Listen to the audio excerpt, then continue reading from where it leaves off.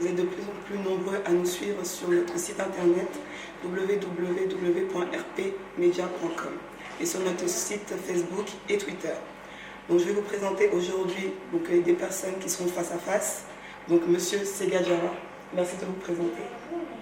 Je suis Sega Diarra, secrétaire général de l'association Génération Engagée Tous en Action.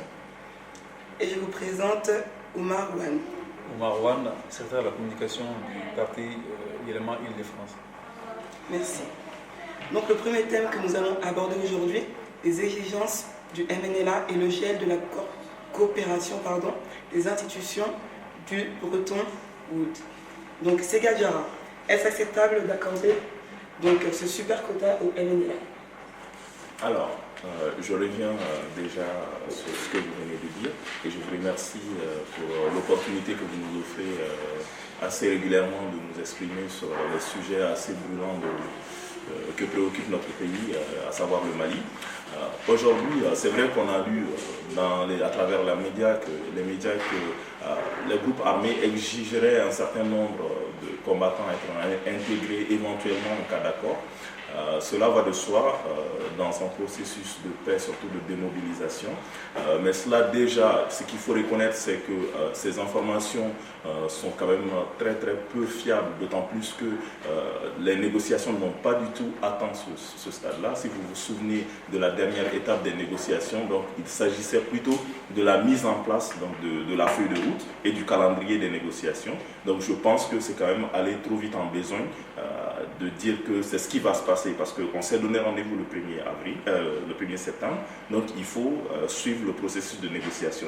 Quant à l'insertion éventuelle de soldats des groupes armés, comme je l'ai dit, dans tout processus de démobilisation et de réinsertion, nous serons à un moment donné obligés de réinsérer ces combattants-là, que ce soit au niveau de l'armée, que ce soit au niveau des eaux et forêts, parce que ces personnes, tout ce qu'ils ont su faire ces dernières années, c'est se battre. Donc ce sont des combattants. Et aussi, les partenaires souhaiteraient qu'on appuie sur ces personnes pour lutter contre le terrorisme et surtout pour sécuriser cette zone du Sahel qui est quand même assez complexe aujourd'hui pour l'État malien. Donc par contre, il y a des préalables et aussi il y a des garde-fous qui seraient souhaitables que l'État malien mette en place, à savoir que déjà le nombre il est aberrant. Je sais que même les groupes armés ne vont pas demander 100 généraux dans une armée de moins de 10 000 soldats. Donc ce qui va se passer, c'est que ces soldats, éventuellement quand ils seront intégrés, il va falloir les répartir sur l'ensemble du territoire national. Il n'est pas forcément dit, et c'est très important, il ne faut pas qu'ils soient obligatoirement cantonnés dans la région nord du Mali. Mais aujourd'hui, il va falloir les répartir sur l'ensemble du territoire national et aussi faire le même traitement de faveur qui serait accordé à ces anciens combattants démobilisés qu'aux soldats maliens qui se sont battus également. Il y en a qui ont d'ailleurs perdu la vie pour défendre le drapeau national. Donc aujourd'hui, dans ce processus-là, je pense qu'il faut le mettre dans un processus global de réforme de l'armée nationale qui est déjà en cours et je pense qu'on va prendre en compte ces considérations. Le Mali a-t-il le moyen de refuser ou de revoir à la baisse cette demande? Bien sûr, on est en phase de négociation. Déjà, comme je l'ai dit tout à l'heure, c'est que ces informations ne sont pas fondées aujourd'hui. Mais même si c'était le cas, quand on part en négociation, on demande toujours beaucoup pour avoir peu. Mais la partie en face n'est pas du tout obligée d'accepter ce que l'autre partie demande. Sinon, aujourd'hui, évidemment, nous, on demanderait que tous les groupes armés soient désarmés et qu'on récupère le nord du Mali. Donc, on fera des concessions. Ça, c'est obligatoire et il faut que le peuple se prépare à cela. Donc il y aura des concessions, les autorités politiques sont obligées de le faire pour montrer leur bonne foi, mais aussi pour ramener la paix dans cette zone-là. Et d'ailleurs, c'est dans ce sens-là que nous, on a appelé le gouvernement, l'exécutif en place, d'associer non seulement toute la société civile, mais aussi les autres organisations politiques pour que la décision soit une décision collégiale, commune et partagée par l'ensemble des Maliens. Et que ce ne soit pas seulement une décision prise par un groupe d'individus qui se rencontrent à Alger au nom de tout le pays, même si ils ont quand même un mandat légitime à travers leur élection, donc pour décider de notre sort. Oumar Wan. Donc y a-t-il un lien entre ces exigences et la raison de la prise d'armes du MNLA? Tout à fait. D'abord,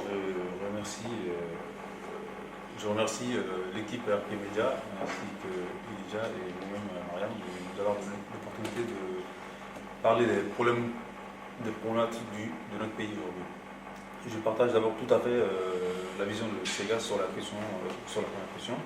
Maintenant, pour répondre à votre question, donc, y a-t-il un lien entre la prise d'armes et Les exigences. les exigences je dirais non. D'abord, il fallait... vous savez, les problèmes n'existent pas qu'au nord du Mali, hein. Ils existent partout dans le pays. Mais c'est uniquement au nord qu'on a l'habitude de prendre les armes pour justement faire des revendications, qu'elles soient fondées ou pas. Donc, pour moi, non, il n'y avait pas de lien entre ces problématiques-là et les prises d'armes. Pendant la campagne donc, du Premier ministre Mara, Oui. il avait dit qu'il n'était pas contre l'intégration des combattants, Tout à fait. mais que ces derniers ne choisiraient pas leur lieu d'affectation. Alors Mara a-t-il des moyens de cette politique de dispersion des combattants du MNLA sur toute l'étendue du territoire?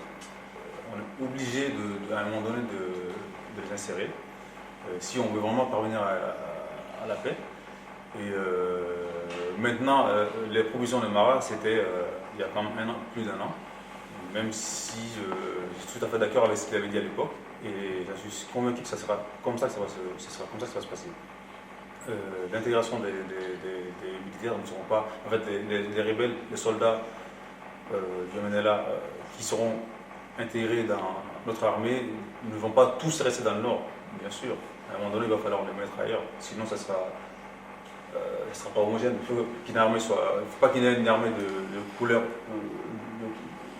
une armée du nord, une armée du sud, non. Il faut que ce soit une armée nationale, qui sera répartie de façon logique sur le territoire national.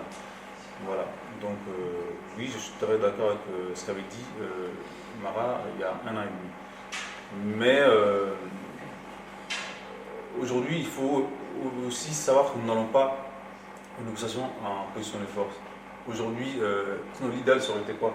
Que le Mali, avant d'aborder tous les sujets, fasse arrêter et juger les militaires. Si nous avons les moyens, les militaires qui ont du sang malien sur les mains. Mais la réalité, c'est autre chose aujourd'hui. C'est que cette guerre n'a fait que trop durer et que le Mali n'a plus les capacités et les pouvoirs militaires de conquérir tout son territoire national. Donc à ce moment-là, à partir du moment où les étrangers sont venus faire la guerre pour nous, on va être soumis à des exigences, à des obligations. Comme on m'avait dit, je suis très d'accord. On va passer aux 12 premiers mois de IBK, si vous voulez bien. Quelle avancée? Alors, M. Segadjara. Alors, le slogan « Le Mali d'abord » est-il visible dans les actes? Je te retournerai tout de suite la question. Est-ce que le Mali d'abord est-il visible dans les actes? Je pense que c'est palpable pour tout le monde. Le Mali d'abord, pour l'instant, on n'a rien vu venir. Pour l'instant, je dirais que le slogan n'a pas servi. Enfin, c'est un slogan de campagne. Ce qu'il faut comprendre aussi, c'est que les Maliens ont voté pour IBK pour le problème du nord du Mali, mais aussi quand même pour les problèmes socio-économiques que mine notre société aujourd'hui, à savoir le chômage, à savoir la pauvreté, à savoir la précarité dans laquelle vivent aussi nos parents qui vivent dans les zones rurales. Donc aujourd'hui, on n'a rien vu de tout cela pendant les 12 premiers mois du mandat de IBK.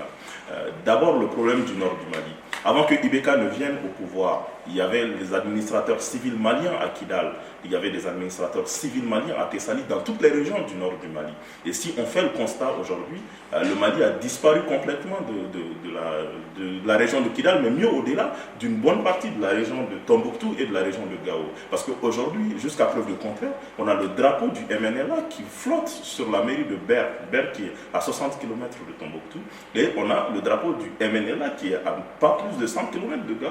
Donc ce qui veut dire qu'aujourd'hui, on est quand même, à cause de l'amateurisme, je dirais, et aussi d'un manque de vision et de stratégie, ce gouvernement nous a fait reculer, je dirais, en position de 2012, donc d'après le coup d'État du général Sanogo. Donc aujourd'hui, ce qu'il faut noter, c'est que c'est ce qui nous a mis en position de faiblesse. Donc nous partons à Alger aujourd'hui en position de faiblesse à cause de l'amateurisme et de la mauvaise gestion de la situation du nord du Mali par le pouvoir en place.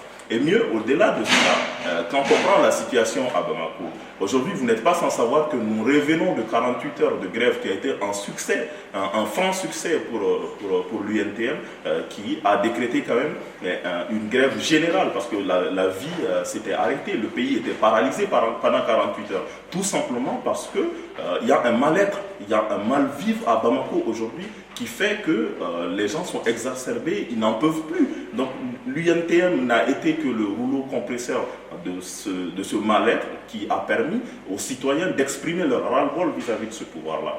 Donc le Mali d'abord, on n'a rien vu venir, mais mieux au-delà, ce qu'on entend, c'est des histoires de détournement d'argent, c'est des histoires de népotisme et ainsi de suite. Donc moi je pense qu'aujourd'hui, il est temps pour ce gouvernement de se ressaisir, de revenir sur terre, de regarder les préoccupations des Maliens en face et de rattraper le tir. Donc le Mali d'abord, pour l'instant, n'est qu'un slogan vide, n'est qu'un slogan de campagne qui n'aura servi qu'à une minorité qui s'est accaparée du pouvoir et qui ne pense qu'à son propre intérêt. D'accord. Donc après un an de pouvoir, Ibeka, c'est l'homme de la situation ou c'est l'homme de sa propre situation? Une année, c'est un peu juste. Mais une année, on peut faire beaucoup d'avancées en une année.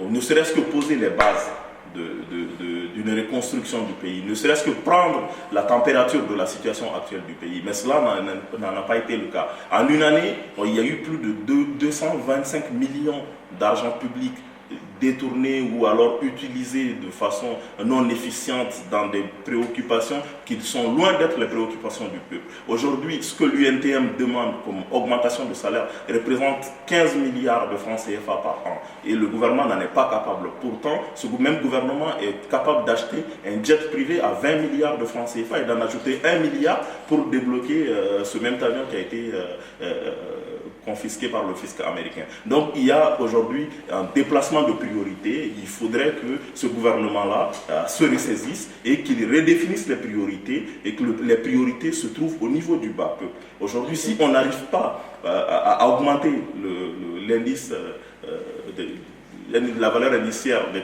travailleurs de la fonction publique, mais on propose que cela se fasse au niveau des EPA, c'est-à-dire des établissements qui ont leur autonomie de gestion, c'est-à-dire mettre ces PDG dans des situations très inconfortables parce qu'ils ne pourront pas soutenir cette augmentation. Mais le gouvernement fait aujourd'hui la technique de l'autruche parce que il n'a pas tout simplement de solution concrète à proposer aux fonctionnaires. Et il est temps qu'ils amorcent cette lancée-là. Il est temps qu'ils amorcent ce feu qui est en train de se réveiller à Bamako. Parce que ça commence déjà au nord du Mali. Et après, on est à l'UNTM. Et demain, qui sait ce qui va se passer? Donc, il est quand même temps pour ce gouvernement-là, si vraiment ils souhaitent arriver à terme de leur mandat, au bout des 5 ans, de se ressaisir et de revenir sur le pourquoi ils ont été élus. Quand vous avez posé la question à savoir le Mali d'abord à Ségadjara, il a dit qu'on ne voit pas, il dit que le président n'a pas, que c'était qu'un slogan politique. Moi je dirais non, parce que il y a quelque temps, quand le président de la République du Mali a eu le choix ou la décision de nommer un premier ministre qui n'est pas issu de son camp politique, je pense qu'il a respecter son slogan de campagne, à savoir le Mali d'abord, parce que c'était une décision très difficile. Vous le savez, même aujourd'hui, c'est dans son propre camp, ça fait des bruits. Donc voilà, donc pour moi, ça c'était le Mali d'abord qu'il a choisi, pour que quelqu'un qui est issu de notre parti puisse redresser le pays, voilà, parce qu'il a la compétence, le charisme et tout ce qu'il faut pour le faire. Le président de la République n'est pas obligé, il n'y a aucun texte qui oblige le président de la République de nommer quelqu'un de son parti comme Premier ministre. Oui, dans la Constitution du Mali, le Premier ministre, c'est la souveraineté, c'est dans l'exercice de ses fonctions, le président de la République choisit qui il veut pour mener sa politique. Oui. Et peu importe cette personne-là, je ne vois pas le fait de nommer une personne qui quand même l'a soutenu au deuxième tour des élections présidentielles, donc qui partage ses convictions, ses idées, puisse être ramené. Qu'est-ce que vous pensez? Laissez-le donc rebondir du coup sur... Voilà, non, je confirme ce que j'ai dit, c'est le choix, je parle du choix. Le choix qu'a fait le président à cette époque-là. Mais nous, on veut des actes concrets. Ce choix-là, c'était le Mali d'abord, voilà. Mais vous répondez à ce qu'il vous a dit? Du coup, qu'il était obligé ou pas, enfin, il n'était pas obligé de prendre... En une année, qu'est-ce que le président a posé comme acte concret qui prouve qu'il est là pour les Maliens? Le président... on veut juste un seul exemple. En une année, vous savez, il a évoqué beaucoup de sujets. Il a dit beaucoup de vérités, à savoir la situation précaire des Maliens, la corruption. Mais tout ça, on le savait déjà. Oui, et tout ce qui va avec. C'est pas nouveau au Mali. Depuis notre indépendance, on a toujours été confronté à ce point-là. Tous les gouvernements successifs ont connu le Mali dans le mur. La situation précaire des Maliens ne date pas du temps d'Ibeka. Ça date de... Regardez l'inflation, regardez la consommation, regardez l'économie, tout va dans le mur depuis très longtemps. Maintenant que je vois l'UNTM et les gens qui décident de faire la grève, c'est légitime, c'est très bien, je les comprends très bien. Parce que le Mali, vraiment, ne va pas bien. Mais de là à dire que c'est un problème récent, et ils le font d'ailleurs parce qu'il y a une démocratie aujourd'hui. Autant de Sanaro, ils ne pouvaient pas le faire. Autant d'AZT, c'était une démocratie de façade. Donc personne ne fait de la grève, tout le monde gagnait son pain autrement. Donc ça ne gênait personne. Moi, quand je vois ça, je suis ravi parce que je me dis, enfin, c'est nouveau et c'est très bien. Et ça peut aussi peut-être mettre la pression sur le gouvernement et les présidents actuels. Donc voilà, c'est une très bonne chose pour moi. Mais c'est pas nouveau. Voilà. D'accord. Donc Ibeka, c'est l'homme de la situation du Mali ou bien de sa situation personnelle? C'est trop tôt pour le dire. C'est vrai qu'un an au début de son arrivée au pouvoir, il y a eu des choses que beaucoup de gens n'ont pas appréciées. D'ailleurs, je comprends parce que quand on arrive au pouvoir et qu'on commence à nommer son entourage, ça aussi c'est pas nouveau, hein, ça a toujours existé au Mali et ailleurs en Afrique. C'est vrai que les gens, à un moment donné, ont le droit de se poser des questions sur la personnalité et justement où c'est un homme du Mali ou un homme de lui-même. Effectivement, je suis tout à fait d'accord sur la question. Maintenant, un an, c'est trop tôt pour juger ces personnes-là et leurs compétences. Et voilà. Donc on attend combien de temps du coup pour voir Bah écoutez, le mandat, il y a eu un mandat de 5 ans. Donc, au bout de 5 ans, on doit pouvoir le juger. Mais c'est vrai qu'avant les 5 ans aussi, si on voit les résultats qui ne sont pas à la hauteur de l'événement, on peut bien sûr critiquer. Mais, je vais se répondre 1 minute, hein, c'est déjà. D'accord. Non mais déjà, il faut quand même rectifier le fait que M. Wan trouve que l'UNTM a observé cette grève, c'est parce qu'il y a une démocratie et qu'avant ce n'était pas le cas. Vous pouvez me rectifier si je me trompe. Mais moi je dis que c'est aberrant parce qu'aujourd'hui, les réclamations de l'UNTM ne datent pas d'aujourd'hui. Donc ce sont des réclamations, il y a certains points qui datent de 2007. Donc il y a une feuille de route qui a été instaurée entre le gouvernement et l'UNTM. On ne va pas refaire le débat UNTM-gouvernement, mais ce sont des partenaires. Donc quand vous avez un partenaire en face, la moindre des choses, c'est de respecter ce partenaire-là. Le ministre du Travail et de la fonction publique qui est en charge dans ce gouvernement-là, de gérer ces partenaires-là, n'a daigné recevoir en aucun moment ces partenaires sociaux. En aucun moment, à part avant l'annonce du préavis de grève de l'UNTM, il n'y a jamais eu de négociation autour de ces points-là. Donc ça prouve à suffisance l'amateurisme de ce gouvernement, leur manque de sérieux vis-à-vis des problèmes que préoccupe la population malienne. Parce qu'aujourd'hui, tout ce qui préoccupe ce gouvernement-là, c'est de rénover des villas, c'est d'acheter des avions, c'est de vivre dans un luxe insolent. Et alors qu'aujourd'hui, la situation du pays ne s'apprête pas à cela. Et ça, il faut mettre l'accent sur ça.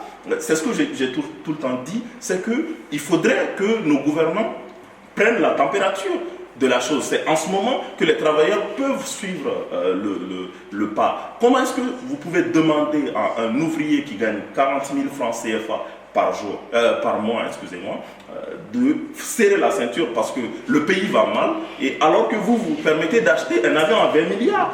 Mais il n'y a pas de super malien. Si on est tous égaux vis-à-vis de la loi, il faut que cette même loi s'applique à tout le monde.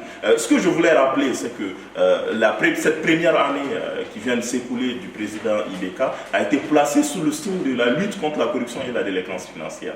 Et aujourd'hui, il faut faire le point à un moment donné, parce qu'il faut arrêter de lancer des slogans, il faut arrêter la gestion consensuelle du pouvoir, et à un moment donné, il faut s'arrêter, il faut faire des bilans. Et c'est ce qui manque à ce pouvoir-là aujourd'hui. Donc pendant une année de gestion de lutte contre la corruption, qu'est-ce qui s'est passé? La minute est écoulée. Merci pour la réponse.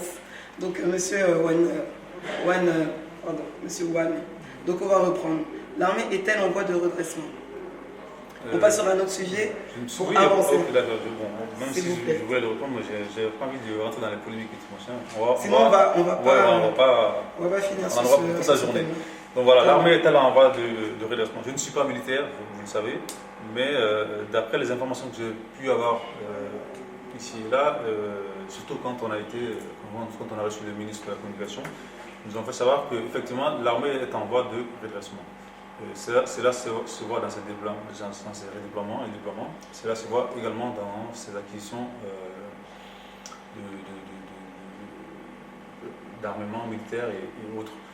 Et aussi, sur le plan politique, vous savez quand même, on a fait un peu le ménage au niveau de certains responsables militaires qui étaient là depuis longtemps et qui n'ont pas visiblement fait leur boulot depuis longtemps. Donc voilà. Je ne peux pas trop m'aventurer sur la question, je ne suis pas militaire, donc je n'ai pas de relation avec des militaires. Mais d'après les informations que j'ai reçues d'ici et là, l'armée est en voie de... N'oubliez pas aussi qu'il y a eu des formations, des unités, des bataillons qui sont redéployés sur l'ensemble du territoire. D'accord. Pas uniquement comme Nord d'ailleurs. Alors l'économie et la justice sont-elles améliorées depuis un an, depuis donc la prise de pouvoir des BK? L'économie, il va falloir des années, honnêtement, pour qu'elle se mette en place. L'économie, voilà. Une économie, comme on dit, une économie, c'est comme un étang, en fait. Quand on jette un objet là-dedans, ça fait des vagues. Cela dépend de l'ampleur de l'objet qu'on y met. Donc, on peut, en ce moment, mettre des réformes en place, des réformes économiques qui feront leur effet que dans des années à venir. Sur le plan de la justice, oui, moi je dis que la justice commence à poser ses bases. Souvenez-vous, avant l'arrivée du président, nous avons au Mali deux présidents de la République. Le président légitime Jean-Kounda Traoré et le président élu de force Sanoro, qui au même moment gouvernait le pays. Ça, on se rappelle, c'était pas du tout un pays. Et avec l'arrivée du président, avec l'organisation des élections, l'autre est allé, l'autre a été saisi par la justice, c'est-à-dire qu'il y a une justice dans ce pays-là. Personne n'aurait imaginé quelques mois avant. Nous avons vu également, avec les examens nationaux, notamment le DF et le baccalauréat, il y a eu des dénonciations de fraude et des gens qui sont poursuivis par la justice. Donc, ça, c'est nouveau chez nous. Avant, après les élections, il y avait des fuites des sujets partout et il n'y avait pas de responsables, personne n'était coupable. Voilà. Donc, le fait qu'avec ce nouveau gouvernement, on commence à voir déjà les examens à 12% et des gens qui sont interpellés parce qu'il y a eu des fuites ou parce qu'il y a eu des manques de responsabilité, je pense que oui, la justice commence à poser ses fondements dans notre pays. Après, on peut toujours critiquer, hein. Il y a plein de choses qui ne sont pas résolues, mais Rome ne s'est pas construit en un an, en un jour, donc tout ne va pas se faire en si peu de temps. Mais en un an, c'est pas beaucoup quand même. En un an, on ne peut pas. Vous savez le nombre de problèmes au Mali? Oui, on a beaucoup, foncier et tout ce qui totalement. va avec. En un an, on ne peut pas résoudre les problèmes du Mali, de justice du Mali. Mais Non, on c'est peut parce commencer à faire des choses. c'est Et parce qu'on c'est ce a qui est en dit. train de se faire, pour moi. Mais je trouve que c'est assez peu quand même en un an ce qu'il a réalisé au niveau en tout cas de la justice et de l'économie. Je trouve que c'est peu. L'économie, comme on le dit, aujourd'hui, le Mali, vu la situation dans laquelle on était, on est obligé de faire appel à des fonds pour ne pas, avant de mettre en place des réformes justement qui vont nous permettre d'avoir une autonomie financière dans tous les domaines. Payer nos fonctionnaires, tout ce qui va avec nos propres ressources. Aujourd'hui, ce n'est pas le cas, mais tout est en train d'être mis sur place pour justement que cela arrive dans les gens. Voilà, cela évolue. Sur le plan de la justice, il y a effectivement, comme il a dit, il y a eu des avancées, mais ce n'est pas assez. Ce n'est pas du tout assez parce qu'aujourd'hui, quand on voit là où on vient, le poids de la justice pouvait être assez important dans le processus de rapprochement et de création de confiance entre l'exécutif et la population. Donc, parce qu'uniquement quand vous prenez le dossier des terres au Mali, le problème de terres au Mali, c'est un dossier énorme. Et sur ce plan-là, le gouvernement n'a rien fait aujourd'hui. Il a parlé de l'arrestation du général Sanogo bon an, mal an, je ne sais pas s'ils avaient le choix de le faire ou pas, ou si c'était les partenaires au développement qui les ont poussés à le faire. Aujourd'hui, ce qui est important de dire, c'est que il faut encore redoubler d'efforts, même s'il y a eu des avancées, que ce soit par rapport à ce qui s'est passé au nord, que ce soit par rapport à ce qui s'est passé donc, pendant la période de coup d'État. Il y a eu des choses qui se sont passées, donc il faut aller au-delà maintenant de cela. Il ne faut pas se limiter à juger que cette période-là, il faut aller au-delà. Et mieux, il faut aussi juger le présent, ce qui est en train de se passer là. Parce qu'il y a beaucoup de choses qui se sont passées pendant les 1 année de régime de IBK. Il faut aussi les passer au crible. Et par rapport à la situation économique, je peux vous dire que c'est un désastre aujourd'hui. Nous vivons dans un marasme économique qui fait que l'économie nationale est bloquée. C'est comme il a bien expliqué, 1 an c'est pas assez. Il faudra des années pour améliorer. Il faut voir le cas de la France. Hollande est là depuis 2012, les résultats ne sont pas là. Non, et ils y croient toujours. Je pense qu'on parle ça du Mali. Oui, effectivement, on parle du Mali, mais en gros, 1 an c'est pas suffisant. C'est pas suffisant. On va accorder le bénéfice du doute à IBK et attendre sur les 5 années et voir. Ouais, mais d'ici là, nos parents vont crever de faim parce que ils travaillent déjà depuis 40 ans. Très bien, on va passer sur l'autre sujet, donc l'hôpital Gabriel Touré, qui est un sujet aussi très sensible et important. Donc un malade est en phase terminale dans ce genre d'hôpital. Donc pour vous, Sega Diarra, pour analyser, comment analysez-vous l'état désastreux de cette institution? L'hôpital est à l'image du pays. Aujourd'hui, l'hôpital Gabriel Touré, c'est parce que certainement c'est ce que vous avez visité, mais il fallait vous rendre à Point G, vous allez faire le même constat. Il fallait vous rendre au centre de santé communautaire de Daouda Bougou, ça allait être la même chose. Aujourd'hui, je vais vous raconter une histoire que j'ai vécue. J'avais un oncle, paix à son âme aujourd'hui, qui est décédé. Mais quand il était en phase terminale de sa maladie, je l'ai pris avec ma voiture parce que je savais que le service d'ambulance est défaillant à l'hôpital Gabriel Touré. Et comme tout le monde sait comment ça fonctionne. Donc je l'ai ramené à l'hôpital Gabriel Touré. Donc il souffrait vraiment, il fallait le sentir. Et quand je suis arrivé à l'accueil de l'hôpital Gabriel Touré, je suis parti, je me suis présenté, j'ai expliqué le problème à la personne qui était à l'accueil. Et la personne qui m'a reçu m'a dit qu'eux, ils n'ont pas de place pour recevoir mon malade. Donc ils s'en foutent de l'état de santé de mon oncle qui était malade, que j'ai perdu d'ailleurs. Et il me dit qu'ils n'ont pas de place, que d'aller voir à l'hôpital du Point G. Et je n'avais pas le choix, je ne pouvais pas rester là, me fondre sur mon sort. Donc je suis parti à l'hôpital du Point G, et ce jour-là, il n'y avait pas d'électricité au service des urgences de l'hôpital du Point G.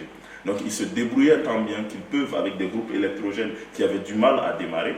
Et entre-temps, mon oncle avait un problème de respiration. Donc ce même jour, il a perdu l'âme. Et aujourd'hui, je prie encore pour que son âme repose en paix. Mais ce que je peux vous dire, c'est que le mal-être de nos hôpitaux, c'est à l'image du pays. Parce que vous avez visité les hôpitaux. Il fallait vous rendre dans d'autres centres. Il fallait vous rendre à la poste. Il fallait vous rendre dans n'importe déjà le fait que RP Média est parti voir ne serait-ce qu'un hôpital, déjà c'est déjà bien. Donc vous ne pouvez pas nous dire ça, il fallait voir tous les hôpitaux. Non.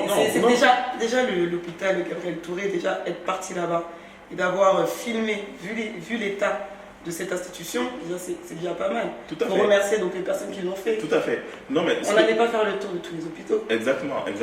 Non, mais, je vais reformuler, peut-être que je me suis pas fait comprendre. En fait, ce que je veux dire, c'est que je ne vous accuse pas, mais je veux dire que le problème, il est général, en fait. Donc, peu importe le centre de santé que vous aurez visité aujourd'hui, il faut une réforme complète des structures de santé au Mali. Il faut donner plus de pouvoir aux centres de santé délocalisés qui se trouvent, ce qu'on appelle les CSCOM, qui sont dans les quartiers. Il faut les outiller. Il faut les outiller en médecins, il faut les outiller en matériel. Il faut qu'ils soient autonomes parce que quand vous prenez aujourd'hui le budget national du Mali, la santé occupe quand même le 2e volet. Donc c'est quand même assez important. Il y a beaucoup d'argent qui est octroyé à la santé. Maintenant, il faut des réformes profondes pour assainir ce dossier-là, ce secteur-là. Sinon, aujourd'hui, nous assistons à une anarchie totale. Les riches ne sont plus soignés au Mali.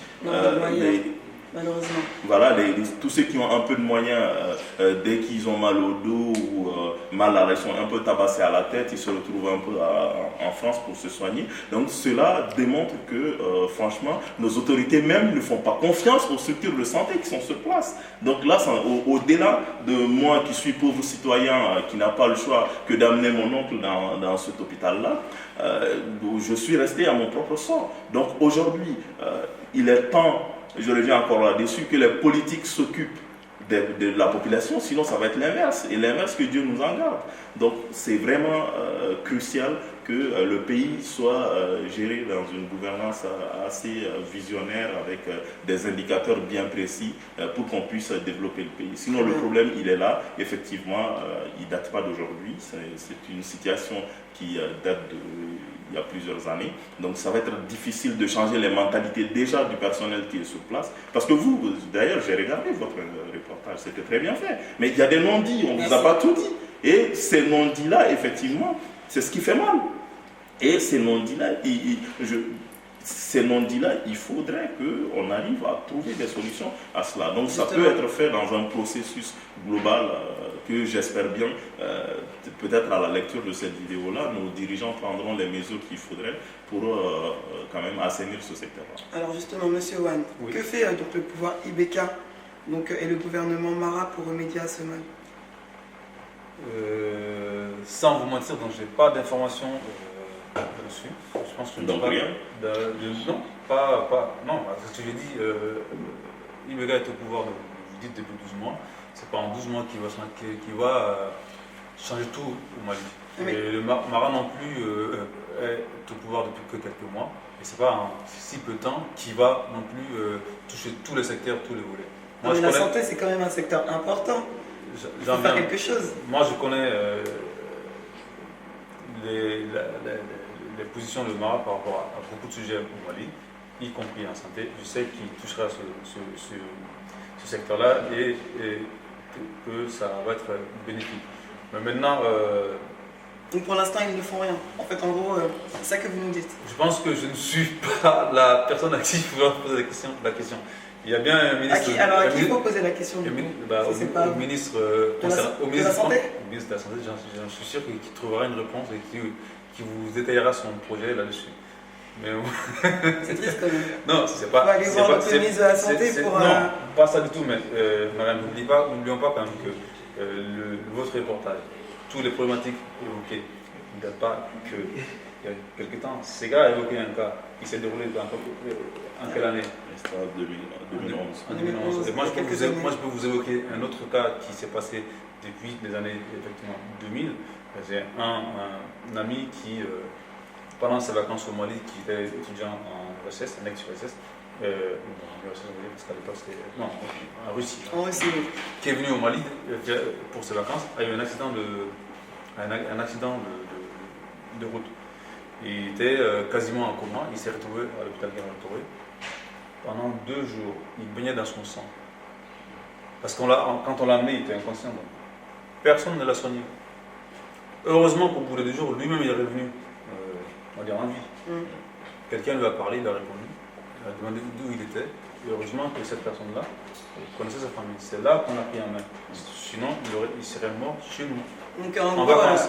Alors, donc cette situation dramatique, peut-être pas que de maintenant.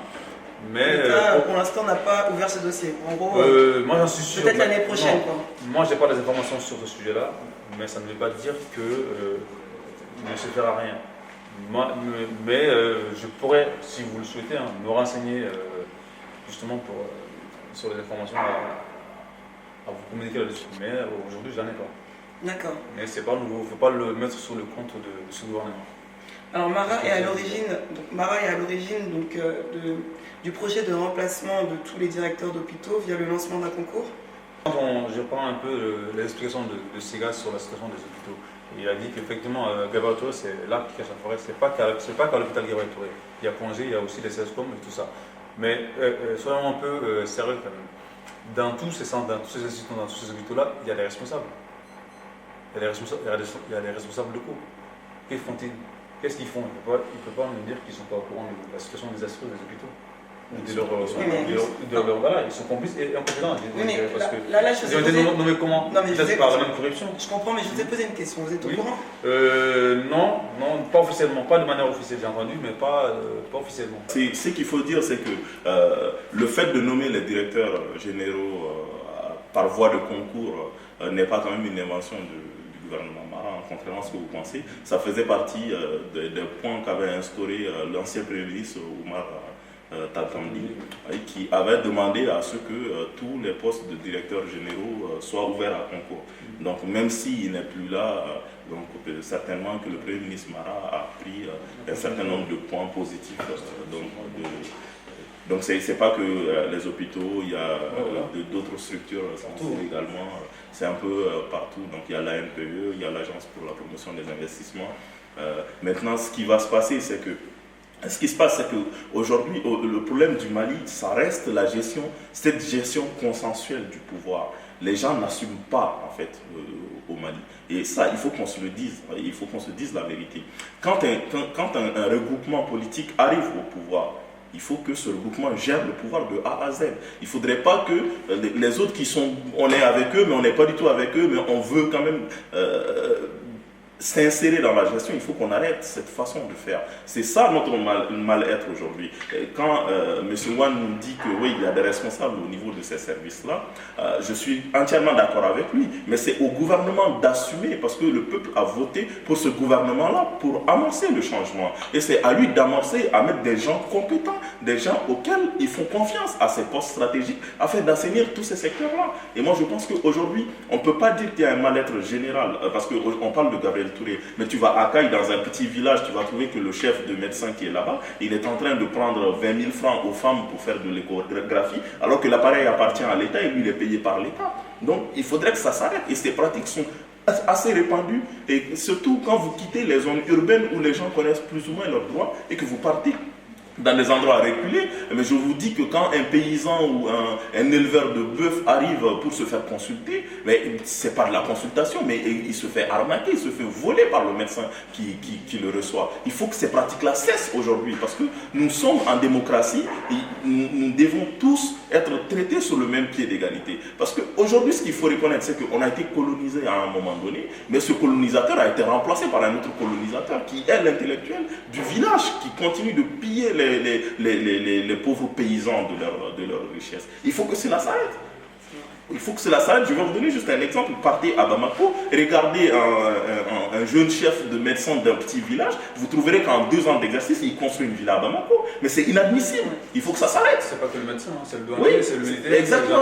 Il faut que ça, à un moment donné, il faut que ça s'arrête. Donc le mal-être, c'est vrai qu'on met tout sur le dos du gouvernement, parce que c'est au gouvernement d'assumer, c'est au gouvernement de mettre des gens de confiance. On ne peut pas dire qu'au Mali aujourd'hui, il n'y a pas de personnes de confiance. Donc, que c'est au gouvernement de tout faire. Moi, je ne suis pas tout à fait d'accord avec ça. On peut dire à un moment donné, oui, l'État doit faire ceci, l'État doit faire cela. Mais nous aussi, citoyens, qu'est-ce que nous faisons pour notre pays aussi? C'est à ça aussi qu'il faut répondre concrètement. Nous, qu'est-ce qu'on fait de notre pays? Le directeur d'hôpital ou le chef de poste des checkpoints à Sikasso, qu'est-ce qu'il fait pour son pays? À part prendre de l'argent par-ci par-là aux gens qui aujourd'hui n'ont pas leur carte d'identité sur eux, mais qui ont la carte Nina ou qui ont leur passeport ou qui ont le passeport consulaire, on leur prend tous des sous. Donc nous citoyens qui... Vous conseillerez à Mara d'aller se soigner à l'hôpital Gabriel Touré? L'hôpital Gabriel Touré dans son état actuel, je ne conseillerais ni à Mara ni à quiconque d'aller se faire soigner. Mais nous, on va où, nous qui n'avons pas d'autre choix? Mais les personnes qui sont autour, justement, où est-ce qu'ils doivent aller se soigner dans ces cas-là? Comment on fait? Justement, bon. Ça, c'est une réponse peut-être qu'elle est un peu caricaturale. Il n'y a pas, bien sûr qu'il n'y a pas d'autre endroit où aller. Les CSCOM dans les quartiers ne suffiront pas. Ils ne sont pas assez équipés justement pour faire traiter soit certaines maladies, ou soit même pour certaines analyses. Bien sûr que la ville de Bamako repose sur 2 hôpitaux, à savoir le Port-G et Gabriel Touré. Donc forcément, de toute façon, on n'a pas le choix de toute façon. Mais je ne le conseillerais pas. Mais on n'a pas le choix. Il faut bien y aller. Même rien qu'avoir l'état actuel de l'hôpital, ça ne donne pas envie. Et c'est pas rassurant du tout. l'hygiène n'y est pas, les compétences n'y sont pas, et l'accueil n'y est pas non plus, rien. Mais bon, on n'a pas le choix. Mais je ne leur conseillerais pas d'y aller pour répondre à la question. Je ne conseillerais à quiconque d'aller se faire poser avec la Voilà. Mais c'est grave ce qu'il vient de dire M. Wan, parce qu'aujourd'hui, nous payons nos impôts pour avoir ces structures-là, pour pouvoir se soigner éventuellement quand on tombe malade. Et si aujourd'hui on nous dit qu'on ne peut pas aller se soigner dans ces hôpitaux-là, c'est grave. Parce que... Non, attendez. Ouais, non, mais une question qui m'a été posée, très simplement, de manière simple. Mais Est-ce que c'est je un conseillerais? point. J'ai dit Non, non, mais c'est un je point ne conseillerais important pas, ce qu'il dit. C'est mais vrai. ils n'ont pas le choix de toute façon. Mais vous, en tant que responsable, si vous ne conseillez pas aux gens d'aller se soigner à l'hôpital Qu'est-ce qu'on doit faire alors? Cette question, on l'a traitée dans ces réponses-là ont été données par rapport à la question d'avant. C'est pour ça que je ne vais pas revenir dessus. On a abordé les cas des hôpitaux. Oui. Voilà. Donc, alors, certains articles de presse font état de soupçons qui pèsent donc, sur l'équipe Erika de vouloir placer des proches à la tête de ces hôpitaux. Qu'avez-vous à répondre à ces suppositions? Comme vous dites, Vous laissez-moi parler. Comme vous dites, c'est que les suppositions pour l'instant. Ces informations, on ne connaît pas leurs sources. Donc, on ne peut pas se fier à ça pour répondre à de telles questions. Mais ce qui est sûr, comme vous l'avez si bien dit, depuis le temps de Tatamli, il y a un projet de remplacement de ces directeurs d'hôpitaux, donc qui visiblement ne font pas leur boulot. Si on pense à les remplacer, ça veut dire que quelque part on a diagnostiqué le problème qui n'est pas dans un très bon état. Donc, dire que oui, ils seront forcément remplacés par les proches de l'équipe d'IBK, moi j'ai pas les informations là-dessus. C'est que les suppositions. C'est que les suppositions pour l'instant. Non, sur ce point-là, moi je reviens encore sur la vision de pas mal de nos concitoyens de la démocratie. Aujourd'hui, quand on vient au pouvoir, on l'assume. Et pour assumer le pouvoir, il faut mettre des gens de confiance à des postes clés.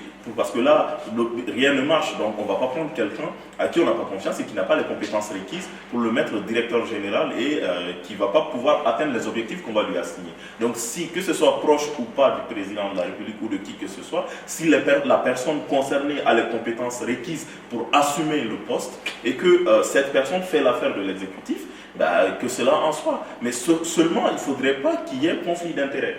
Ce qui est grave et ce qui est à éviter, c'est le népotisme et le conflit d'intérêts. Si ces personnes-là, même si c'est le fils ou le beau-père ou je ne sais pas n'importe qui du président de la République, dans la mesure où la personne a les compétences nécessaires pour gérer efficacement cet hôpital-là, qu'il en soit ainsi. Donc il n'y a pas d'indignation. On ne va pas non plus refuser la promotion en proche, soi-disant parce qu'on a des relations familiales ou quoi que ce soit avec cette personne-là. Donc en démocratie, on prend des gens de confiance pour occuper des postes clés parce que le moment du bilan, on ne dira pas que c'est le Mali qui a péché, on ne dira pas que c'est le Mali qui a échoué, mais on dirait que c'est le président Ibeka qui a échoué. Ouais. Donc, moi je trouve que c'est alors, on va passer du coup au prochain thème, donc sur le Premier ministre Moussa Mara. Alors, est-il en phase avec le RPM pour le bon fonctionnement? Alors, M. Seyadjara, Moussa est-il soutenu par la majorité présidentielle comme on nous l'a montré lors de la motion de censure? Bon, la motion de censure a été déposée par l'opposition. Mais ce que moi je peux dire, c'est qu'aujourd'hui, ils ont créé ce machin-là de mouvance présidentielle un peu et le Premier ministre a pris la tête de cela pour un peu faire en sorte, faire du politiquement correct. Mais au-delà de cela, je pense que M. Wan est plus à même de vous répondre par rapport à cette question, parce que moi je ne suis ni du RPM ni du parti de Moussa Mara. Donc franchement, je ne pourrais pas du tout... Donc voilà, pour moi la question n'est pas de savoir si Mara est en phase avec les RPM ou pas. Ce n'est pas le plus important pour moi. Il a été nommé par le président de la République à qui les Maliens ont donné un mandat de 5 ans. Donc, c'est-à-dire de légitimité. Quand il a été nommé pour la première fois, il a établi une feuille de route qui était en phase avec les problématiques du pays. Et cette feuille de route n'a été contestée par personne, ni dans l'opposition, ni dans le gouvernement. Alors, je demande juste à l'opposition. Voilà. Je ne leur dis pas de ne pas faire le boulot, mais de laisser aller au bout de son projet. Le projet qui n'a pas été à la base, au départ, contesté par ni Soumaïla, ni les autres membres de l'opposition. Donc, en ce qui concerne le RPM, vous savez, le Mali, depuis le début de ce débat-là, on en a abordé. Au Mali, comme dans souvent beaucoup de pays africains, le Malien ne pense qu'à lui d'abord. Il ne pense pas à son pays. Nous sommes dans une phase historique de notre pays où nous sommes en guerre, où une partie de notre territoire est occupée par les bandits, les voyous, de tout genre. Nous devons être solidaires du gouvernement. De là à ce que, au sein de la mouvance présidentielle, notamment au sein de l'APM, certaines personnes ne sont pas en phase avec le président Mara, tout simplement parce qu'il n'est pas issu de leur cas, pour moi, de leur camp. Pour moi, je trouve ça dramatique.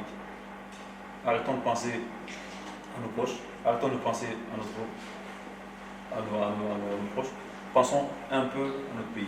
C'est ce que j'ai à leur dire. Alors, M. Diarra, donc la composition de l'Assemblée nationale n'est-elle pas un piège pour le genre de Premier ministre que Ibeka nomme, donc c'est-à-dire des personnalités non issues du RPM?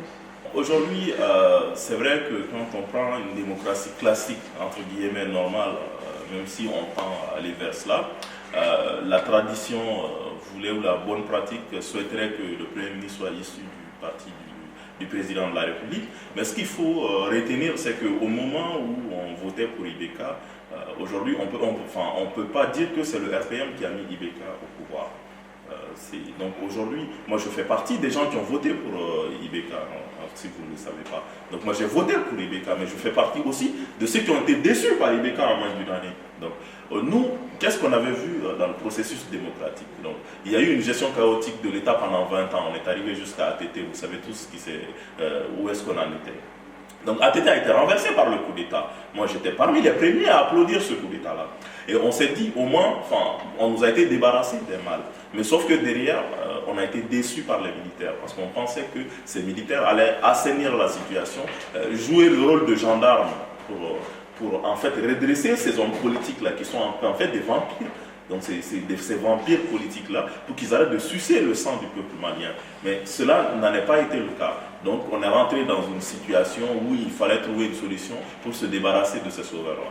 Donc quand on s'est débarrassé de ces sauveurs-là, on a vu en Ibeka une alternative viable. Parce que à travers les slogans qu'il tenait, donc on a tous voté pour lui. Donc tout ça, c'est pour vous dire que les 74 ou 77% de Maliens qui ont voté, qui ont mis Ibeka au pouvoir, n'est pas constitué que des militants du RPM, des membres du RPM. Donc, aujourd'hui, je pense que Ibeka, il a compris cela. Et cela se voyait dans son premier gouvernement où Oumar Tamtanli ne faisait pas partie du RPM. La même chose que Moussa Mara qu'il a pris. Donc, je pense qu'il a quand même cette souplesse-là, et le RPM aussi est conscient de cela, même si après des gens sont venus par opportunisme au RPM pour renflouer les rangs, et parce qu'ils savaient qu'il y avait toujours cette image de Ibeka derrière qui allait leur aider à avoir les sièges au Parlement. Donc c'est ce qui s'est passé. Donc aujourd'hui, je ne vois pas de piège, et d'autant plus que la Constitution dit que le président de la République choisit qui il veut comme Premier ministre. Donc le RPM peut s'agiter, se cogiter, mais le président il fera toujours ce qu'il voudra, et c'est lui le chef, et c'est lui que nous on a voté, et c'est à lui qu'on demandera compte. Donc dans 4 ans, on ne demandera pas compte au RPM. Alors monsieur Ouane, alors qui dirige le gouvernement quand on sait que Ibeka est du genre à livrer un packaging comprenant le Premier ministre et les ministres? Bon, qui dirige le gouvernement dans la composition classique d'un gouvernement, il est logiquement dirigé par le Premier ministre, qui est nommé par le président de la République, qui doit aussi mettre en place la politique du président de la République. Mais dans notre cas, on sait très bien que, bon, je n'ai pas étant issu du parti également, je ne peux pas tirer non plus sur le parti RPM. Donc on sait très bien que quand on regarde un peu de près les programmes des partis avant les élections, le parti Mara avait un programme qui répondait aux problématiques du Mali à tous les niveaux. Donc il est arrivé à son poste avec un programme bien construit et qui peut encore sortir le Mali de l'état actuel, de l'état dans lequel il se trouve aujourd'hui. Donc, IBK, bien sûr, dans tous les pays africains, même dans tous les pays du monde d'ailleurs, le président a toujours son mot à dire. Mais moi, je pense qu'il a nommé, c'est mon opinion personnelle, il a nommé le président Mara parce qu'il sait qu'il a du charisme nécessaire, il sait qu'il a les compétences nécessaires et pour sortir notre pays du gouffre dans lequel il se trouve aujourd'hui. Donc, oui, il aura toujours son mot à dire, mais pour moi, aujourd'hui, le Mali est conduit par le président Mara. Et d'ailleurs, c'est lui qui prend le coup à la place de l'IBK, parce qu'en vérité, à Bamako, il n'y a pas longtemps. Je n'ai pas trop entendu parler d'IBK. Tout le monde parle que de Mara, en bien ou en mal. D'accord. Voilà. Donc c'est Mara. Alors, Mara pouvait-il sanctionner les différents ministres en charge de l'éducation nationale suite au manquement lors des épreuves du bac et du EDF? Oui, bien sûr qu'il peut les sanctionner. Mais fallait-il les faire ou pas? Fallait-il les faire de la manière dont ça a été fait? C'est ça la bonne question en fait. Moi j'ai apprécié quand même la manière dont ça a été fait. Ça a été mis au clair. Donc on a vu l'échec bien sûr lors des examens, que moi j'appuie d'ailleurs, parce que c'est dans tous les ans, dans tous les examens, hein, vous avez vécu au Mali, vous le savez, il y a des fuites. Des fuites, ça ne peut venir que des responsables, donc on le sait, on sait qu'ils sont à la base de ces fuites-là. Mais avant, ça n'avait jamais été dénoncé ni sanctionné. C'est une première. Moi, je souhaite que ça continue.